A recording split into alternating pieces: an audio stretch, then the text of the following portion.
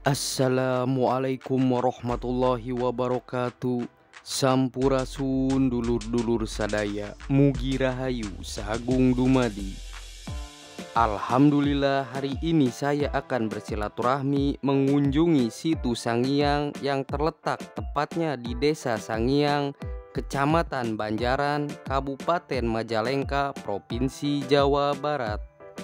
Situs Sangiang Majalengka merupakan destinasi wisata berupa danau alami dan wisata religi, karena selain terdapat situs Sangiang, di lokasi ini juga terdapat makam Sunan Parung, yaitu Raja Kerajaan Talaga Manggung. Situs Sangiang sebenarnya merupakan salah satu tempat destinasi wisata pilihan dan terfavorit di kota Majalengka.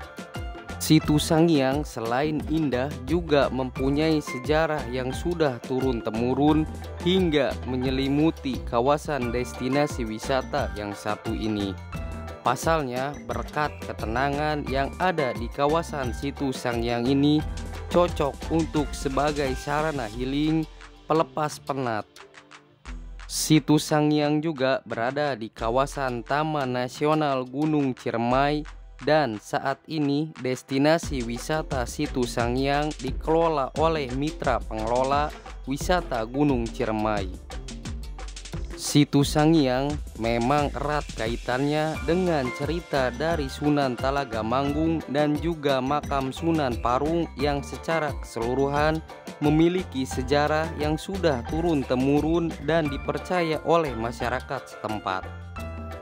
Menurut informasi dari masyarakat setempat, kira-kira pada abad ke-15, situs Sangiang merupakan tempat bermeditasi dan menghilangnya Sunan Talaga Manggung pada saat pengkhianatan dari menantunya, Patih Palembang Gunung.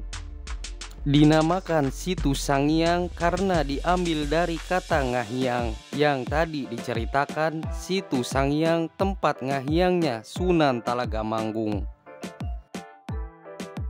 Kerajaan Talaga Manggung didirikan sebelum abad ke-15 oleh Sunan Talaga Manggung, putra Pandita Prabu Dharma Suci, putra Batara Gunung Picung, putra Surya Dewata, putra bungsu dari Maharaja Sunda Galuh yang bernama Aji Guna Lingga Wisesa, tahun 1333 sampai 1340 di Galuh Kawali Ciamis. Maharaja Aji Guna Wisesa digantikan oleh Prabu Raga Mulia atau Aki Kolot, kemudian dilanjutkan oleh Prabu Lingga Buana Wisesa yang gugur di Bubat.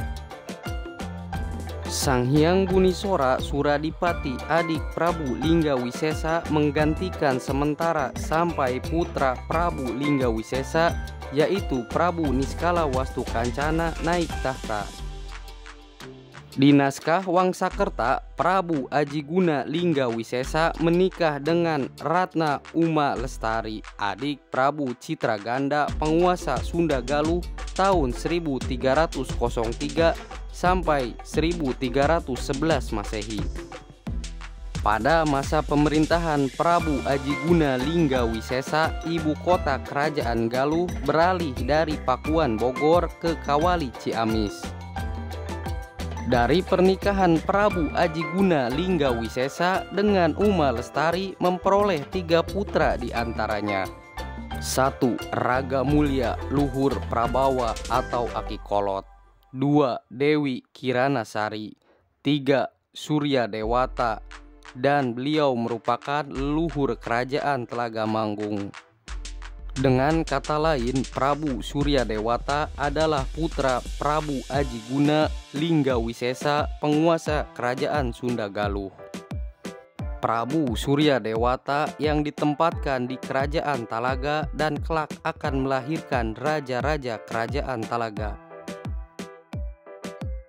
Sunan Talaga Manggung mempunyai 2 orang putra, 1. Raden Panglurah, 2. Ratu Simbar Kancana.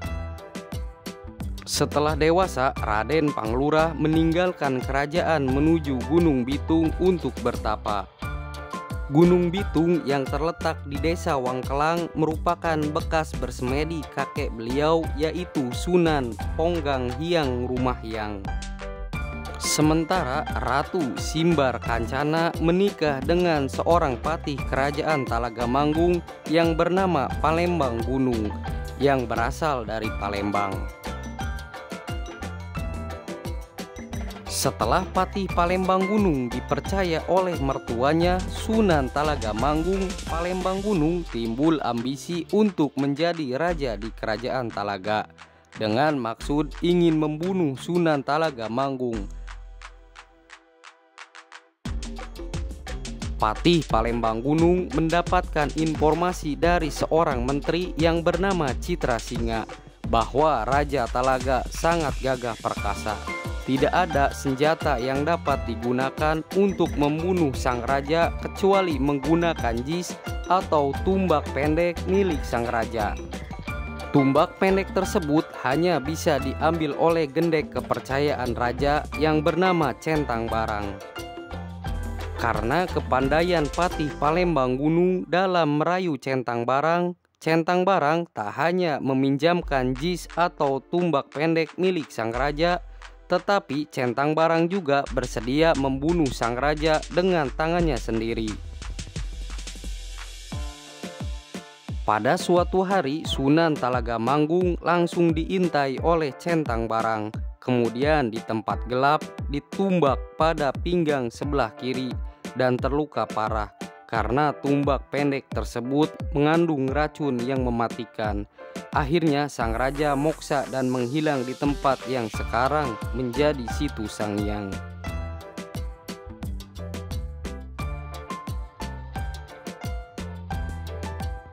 Sebelum Sunan Talaga Manggung moksa dan ngahiang, sang Prabu berkata kepada prajurit kerajaan, "Biarlah, jangan diburu, nanti dia juga celaka, mendapat balasan dari dewa karena dia durhaka." Prabu Talaga Manggung kemudian berdoa kepada Dewa Agung dan ajaibnya kerajaan dan seluruh isinya menghilang berubah menjadi situ dengan airnya yang sangat jernih. Menurut cerita turun-temurun warga sekitar, kerajaan menghilang menjadi situ dan para prajurit kerajaan berubah menjadi ikan. Benarkah ikan-ikan ini merupakan prajurit kerajaan Talaga Manggung? Wallahu alam. Tetapi di dalam mitos ini mengandung hikmah bahwa ikan-ikan di Situ Sangiang yang dianggap prajurit kerajaan, ikan-ikan tersebut tetap terjaga dari tangan-tangan jahil. Selain ikan-ikan terjaga dengan baik, Situ Sangiang pun terjaga dengan baik. Lingkungan bersih dan asri. Tidak ada yang berani menebang pohon sembarangan. Sehingga destinasi wisata Situ Sangiang ini tetap menjadi salah satu tempat terfavorit di Kabupaten Majalengka, Provinsi Jawa Barat. Akan lebih bijaksana bila kita menghargai sejarah turun-temurun suatu daerah. Mungkin inilah salah satu cara leluhur kita menjaga alam ini dari tangan-tangan yang tidak bertanggung jawab.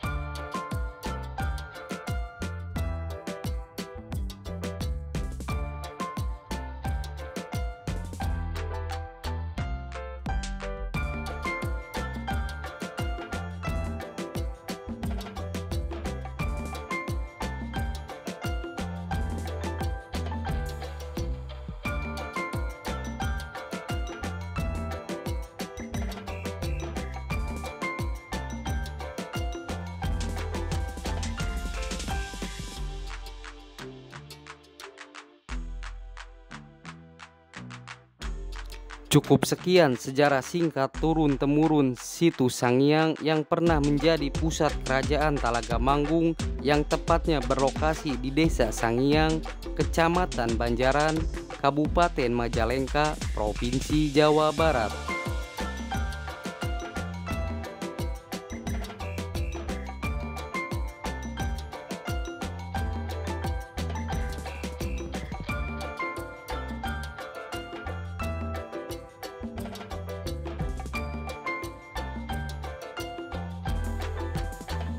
Apabila ada saran dan masukan untuk admin lebih baik, silahkan ketik di kolom komentar.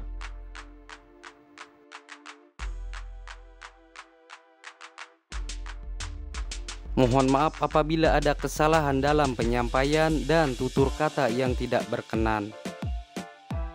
Mari kita jaga dan lestarikan sejarah.